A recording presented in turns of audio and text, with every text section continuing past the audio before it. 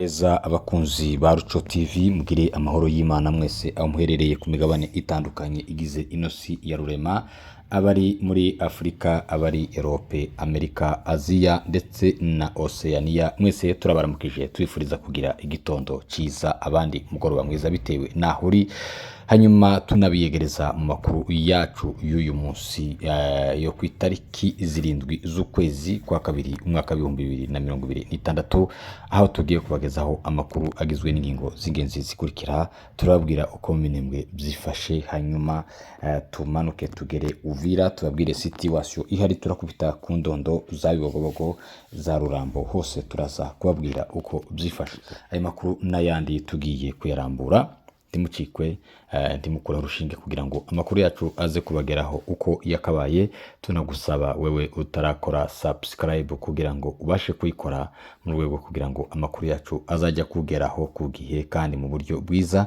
Mwebwe mwamaze kuyikora turabashimiye rwose, muri abantu b'ingenzi. Ruco TV irabashimiye kandi ndihwema kuzirikana ineza mwagiye mutugirira. Mukomerezeho kandi mukomeze muryoherwe n'ibiganiro Ruco TV ibagezaho umunsi ku wundi.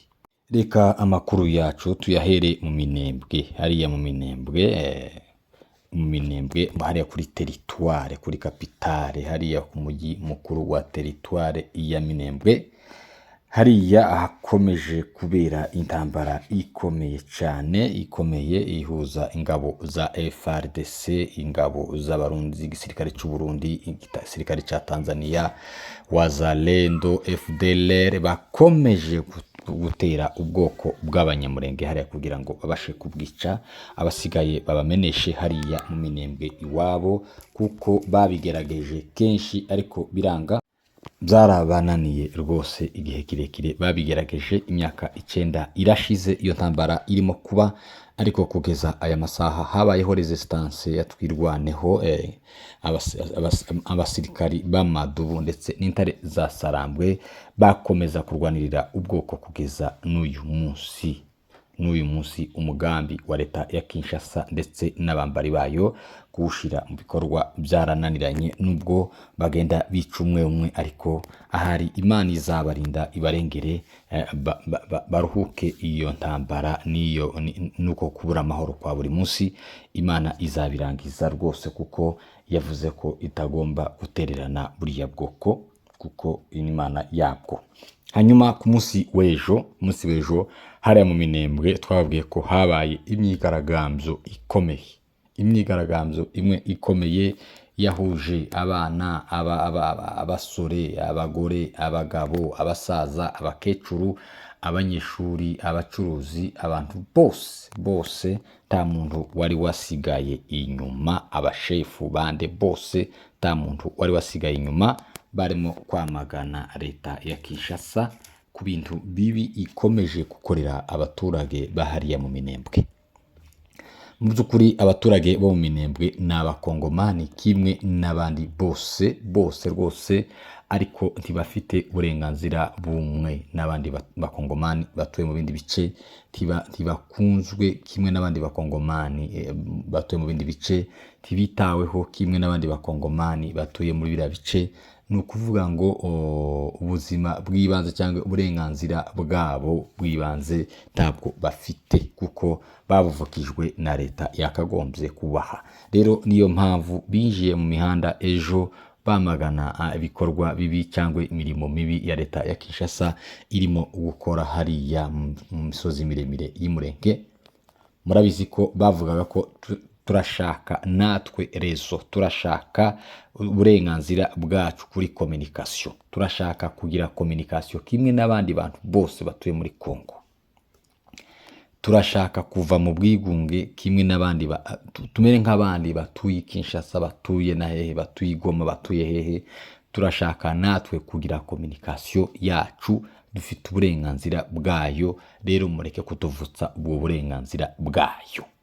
Kindi turamagana ibi bitero by'indege biduhora ku mitwe, bihora mu kirere cya Minembwe, bihora biduhekura, byasenya amazu, byakomerekeje abantu, byagize gute. Ibyo bitero bya leta ya Kinshasa na leta y'u Burundi turabyamaganye rwose, turabyamaganye. Dukeneye amahoro, turashaka umutekano, turashaka kwishira tukizana hano mu gihugu cyacu Imana yaduhaye. Kindi bavugaga ko turashaka imiti, turashaka ibiryo, turashaka amavuta, turashaka umunyu, turashaka isukari, buriya buzima bw'ibanze bwose ntabwo bafite. Rero bagenda baririmba bavuga ibyo bintu byose babisubiramo, bamagana leta ya Kinshasa ndetse na leta y'u Burundi, bashize hamwe kugira ngo babibabuze, ntibabigereho, ntibabigire uburenganzira kuri ibyo bintu byose. Rero iyo myigaragambyo yarabaye ku munsi w'ejo, kandi bagenda bavuga ibintu byinshi leta yagiye ikora, bavuze ukuntu irimo kugenda irasa amadrone mu mihana y'abantu. Ibyo bikaba byateye abantu benshi kwahamuka. Abamama bakora amavortema batumva igifaransa no gukuramo amada, abandi barakomereka bafite ibikomere by'izo ndege. Benshi yasenye amazu, abantu bafite yahamuka mu buryo budasanzwe kubera izo drone za leta ya Kinshasa zihora zicyaracyara hariya mu Minembwe ndetse zikanarasa mu baturage. Icyo kintu rwose turacyamaganye. Turakeneye ko abagore bacu bazabyara neza, dukeneye ko amazu yacu adasenyuka, turifuza ko kugwahamuka kurangira. Niba bakeneye kurasa bagende barase iyo ngiyo ku mirongo y'urugamba, ariko mu baturage turabyamaganye rwose, kuko dukeneye amahoro, dukeneye ko abana bacu biga, dukeneye guhinga, dukeneye korora, dukeneye ibintu byose ntabwo twabikora izi ndege zituri hejuru, zirara zituzenguruka hejuru, zirirwa zituzenguruka hejuru, zikanyuzamo zikaturasa. Ibyo bintu rwose tibyakagombye kubaho muri leta ya Kongo cyangwa leta ya Gisegeti. Ariko ibyo byose bamaze iminsi babivuga, barabivuze kenshi, ariko nanone ntacyo byatwaye, kuko buriya mugabo yasinye kwica buriya bwoko, yarabutanze kugira ngo uzapfe ushire. Ariko siwe Imana y'Umurenge iracyahari, Imana y'Abanyamurenge iracyakora kugeza n'aya masaha. Taco bazaba, kandi urugamba tuzarutsinda, turutsindane ishema ryinshi cyane. Rero nuko byifashe ku bijyanye n'iyo myigaragambyo. Hanyuma ku mirongo y'urugamba ntituramenya uko bimeze muri iki gitondo, ariko ku munsi w'ejo habaye intambara ikomeye cyane, yatangiye mu masaha 10 za mu rukerera, igeza hafi mu masaha 8 saa 9 barimo kurwana. Habaye intambara y'umwotsi, ubwo umwanzi ateye hariya za Baruta, atera hano ni Gasobwe umanuka uja za Mutunda, atera mu Rwitsankuku, atera Igatanda, atera mu Ngoma. Yarakeneye ngo ahite yigarurira ibyo bice byose, ariko yasanze amadubu n'intare za Sarambwe bahagaze bwuma, bahagaze neza ku mirongo yabo, babashe kurwana. Bararwanye rwose, bararwana umwanya munini. Ayo masaha yose barabegeranya neza, babakweza Ngoma na za Gatanda, bose barabazana babahuriza kuri 0 harenguka werekereye mu Babembe. Iyo ngiyo niho bari babagejeje. Indege ziragaruka, zongera kurasa kandi noneho bituma intambara ihagarara. Zatumye intambara ihagarara kubera izo ndege, kuko zirimo kubangamira urugamba cyane, bigatuma umwanzi atabasha guhashwa neza nkuko tubyifuza. Ariko umuti wo waruhari wo kurwana hariya hasi, umuti urahari, kuko abasore bari hariya bashoboye umwanzi. Ikibazo nizo ndege nazo zari zarahagaze, ariko wa mwanzi w'Abanyamurenge, wa mwanzi w'Abatutsi, wa mugabo wavuze ngo warashaka guhuza abakongomani bose, ngo bagende ngo batere ngo Rwanda, ngo bakoreho ingoma y'Abatutsi ndetse barandure n'abandi Batutsi bose bari mu gihugu cya Kongo. Uwo nguwo ni Evariste Ndayishimiye, urya wasinye ko Abanyamurenge batazaryama kabiri, batazarya ngo bahage, batazasinzira kabiri. Niwe wongeye gucumbikira ziriya ndege, zirongera kandi ziza kurasa. Murabizi ko za Kisangani na za Karemi umuti waho wari wabonetse rwose, ariko uwo mugabo ni ukomeje kugenda amatamba. Ariko nawe bamuhaye onyo, bamuhaye dernier avertissement, ko niyongera gucumbikira izo ndege nawe bazamusanga iwiwe bakazirasa. Rero nuko byifashe, urugamba bararwanye ariko rurangira abacu rwose bamereye nabi umwanzi. Ari maudio bagiye batanga ngo bageze kuri Gwiko, ngo bageze mu Bidegu, ngo bageze taho bageze rwose ntaho bigeze bagera. Umwanzi ejo yarakubiswe kandi cyane, bari bamumereye nabi mu buryo hapfuye n'umukoloneli ku ruhande rwa FRDC, baramwishe rwose n'umurambo bawutaho ngaho. Rero nuko gahunda zimeze kuri point zero. Andi ma axe yose ejo yiriwe ameze neza. Axe ya Rurenge kuva za Kabanje ukarenga hariya mu ntuze hariya mu Mpugamo hari hakimeze neza, hari yatekanye. Kibazo kiri hariya gusa hariya muri point zero na Mikenke na Rwitsanguku niwo hantu hari ikibazo hariya, ariko naho twizere ko ari igihe kizarangira kuko ko kiravugutirwa umuti kandi umuti wacu urimo gushakishwa. Twizere ko kizarangira umunsi umwe. Hanyuma hariya ico hagati bameze neza rwose, muco hagati na amahoro, Indondo ya Bijombo na amahoro baracyatekanye. Hanyuma ku Kirungwa ejo naho twabwiye ko habaye intambara ikomeye cyane, bateye baturutse mu nzira zibiri, baturutse mu nzira ya Munanira, baturuka mu nzira ya Kirungwa, baturuka mu nzira ya Gishembwe. Izo nzira zose bakubise umwanzi, baramubabaza rwose, bamukubise ahababaza, baramumanura neza bamwitsa ku Kirungwa. Ubu nyine niho urugamba ruherereye, niho ruri hariya, ariko abasore bari hariya bahagaze neza rwose, bahagaze bwuma ko bararwana n'umwanzi kandi bamushoboye. Tago byoroheye umwanzi kuko niwe wateye, murabizi ko yari yaje akagera za Mitamba, ariko baramumanuye baramwiza bira bisambu byose. Ubu nyine aritse ku Kirungwa, murumva ko hariho imbaraga zimutsikamiye, kandi twizere ko batazagarukira aho ngaho, no kugenda bakika Uvira bakayifata, kandi kuko niyo ntego kandi niyo nzira barimo kuganamo. Nuko byifashe, ariko Indondo yari tekanye. Isoko ya Mitamba n'ubu yatangiye kurema, dore ko yari yabazanye kugira ngo bayihagarike. Bare abaturage ba Ndondo nabo baje mu bwigunge, babure uko bagira bitume bagacangwe bave ku ijambo ryabo basigiwe n'umusaza wacu wadusize. Yavuze ko tugomba kwirwanaho kuzageza ngo ku mutoni inyuma amaraso. Rero iyo bafunze ayo masoko bagakora n'ibyo byose, babazi ko wenda abantu bahindura imvugo, ariko imvugo ni yayindi, intero ni yayindi, ni ku mutonyi wa nyuma w'amaraso. Umutonyi wa nyuma w'amaraso. Intambara irakomeye kandi iragoye, ariko ni ya nyuma kandi zadusigira icubahiro muri Kongo, kuko nda bundi bwoko bwarwana imyaka 9 butarava kwizima, bupfusha bugira gute, buhura na bira bibazo byose, ariko bagakomeza kwizima. Nubwo bamwe bapfa, ariko abandi barahari, kuko abanyamurenge babyaye abasore n'inkumi bazarwanira igihugu kuzogeza bagifashe. Tagaru gufata Minembwe, si gufata Uvira gusa na Kalemi, ni gufata igihugu cyose kugeza Kinshasa. Niyo gahunda ihari. Tabwo intambara ari yo kugenda gusa ngo barwane ngo bagaruka, ni kugera Kinshasa kugeza Gisegeti avuyeho. Rero Zayi Bogobogo abameze neza, nubwo bakiri muri wa mwuka mubi wa FRDC ndetse n'ingabo z'abarundi zibagose nyinshi cyane, ariko bari bakira amahoro, nta kintu kibi turamenya babakoreye, ariko bari muri ubwo buzima nyine. Namwe ko murabwumva uko bumeze, ko ari ubuzima bugoye kandi butoroshe kuba muri biriya bice. Ni ukuvuga ngo ntibika baraka tibagera hehe, ibyo bakeneye byose ni ugutuma abaturanyi bakaja kubibazanira. Nuko byifashe ibo ni hariya Bibogobogo gusa ntibagomba kuharenga, ariko Imana ikomeje kubatiza ubuzima n'umwuka wo guhumeka, baracyahari. Rero nuko byifashe, dusimbukiye mu mujyi wa Uvira. Mujyi wa Uvira ejo twababwiye ko hari ingabo z'abashanshuro zafashwe ari bazima hariya za Runingu. Bafashe bafashemo 6 barimo uwari wungirije abashanshuro, wari wungirije umuyobozi w'abashanshuro bose muri Kongo.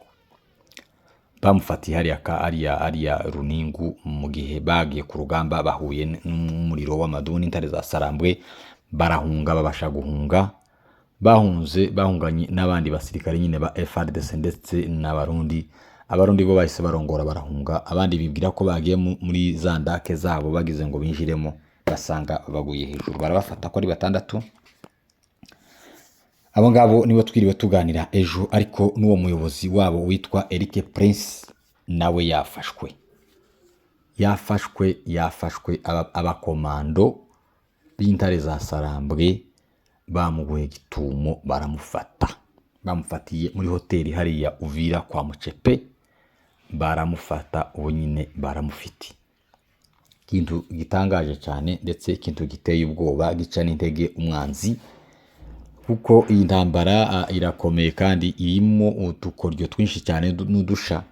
Yari yiryamiye muri hoteli yari kwa Mucepe arimo gukomandinga urugamba, nyuma y'aho abahungu be bafashwe nawe azi ko wenda abyuka afata rutemikirere agahunga, ariko nawe bamuguye gitumo baramufata hariya muri hoteli Suzana yo kwa Mucepe hariya mu mujyi wa Uvira indani. Bamufashe ari mu maboko y'intare za Sarambwe ndetse n'amadubu ziramufite kugeza aya masaha.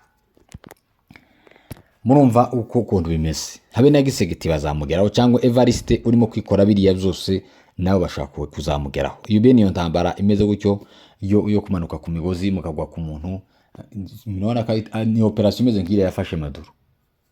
Ngire ya Maduro kabisa, yamukuye muri Venezuela bakamuzana muri Amerika. Rero kuba umuntu ari runingu cyangwa undi ari ku Kirungwa, ukumva gusa yakuguye hara muri centre hari Uvira hariya kwa Mucepe, murumva ko bafite ubushobozi bwo gufata n'abandi bantu bakomakomeye. Umujyi wa Uvira nibashake n'abo bayobozi bose bawuvemo, kuko bashobora kubafata anytime. Rero uwo mwanzi w'ibyiza, uwo mugabo hawe amafaranga kugira ngo yice abantu, biravuga ko intambara yo muri Libya ari we wayirwanye, ni we wasenye Libya arayimara.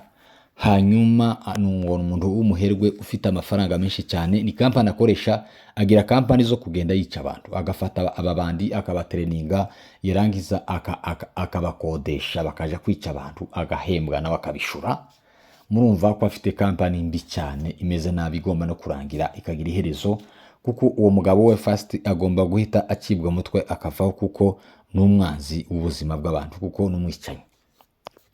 Rero uwo mugabo yafashwe kandi biravuga ko yashakishwaga.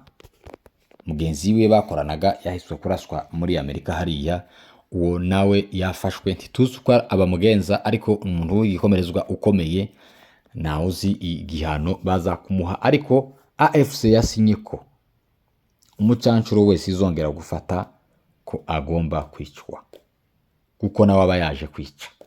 Nyuma yaho batanze bari aba Armenia bagataha iwaba ari bazima, baravuze ngo nta mucancuro tuzongerera kwemerera tuzafata ngo twongere tumusubize igihugu ciwe, cyangwa tumukenjerere, kuko nawe aba yarishe abaturage benshi.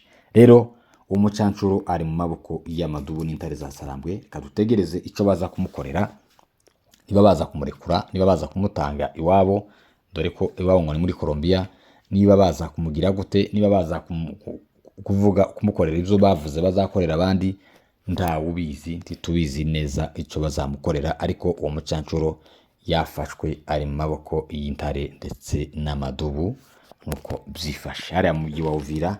Ejo hari abantu bapfuye nijoro, utamenya umuntu wabishe, ariko ni babazalendo nibo bakomeje kwica abantu kuva na kera.